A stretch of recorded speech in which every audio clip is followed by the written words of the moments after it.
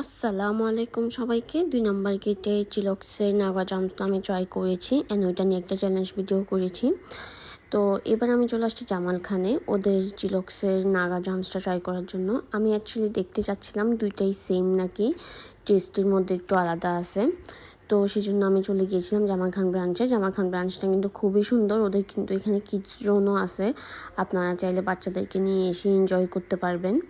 দেন হচ্ছে আমরা একটু ঘোরাঘুরি করে অর্ডার দিয়ে দিই। এই যে আমাদের নাগা ড্রামসটা চলে আসছে, এখন হচ্ছে ট্রাই করার পালা। ফার্স্ট বাইট নেওয়ার পরই আমার মোটামুটি অনেক ঝাল লেগে গেছে, ঝালটা একদম ভিতরে ঢুকে গেছে।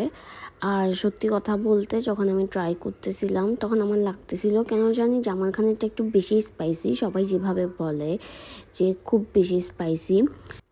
আমি হচ্ছে ২ নাম্বার গেটেটা ট্রাই করছিলাম, ওইটা মোটামুটি স্পাইসি ছিল, বাট আমার কেন জানি মানে ফার্স্ট বাইটে একদম একটা ধাক্কা লেগে যায় নাই।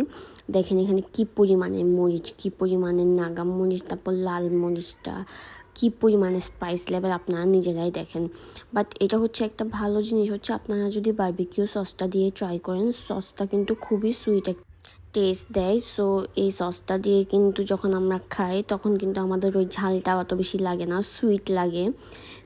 নাগা ড্রামসটা ট্রাই করার পর আমার চোখ দিয়ে লিটারালি পানি পড়তেছিল, আই উইশ আমি আপনাদেরকে দেখাইতে পারতাম।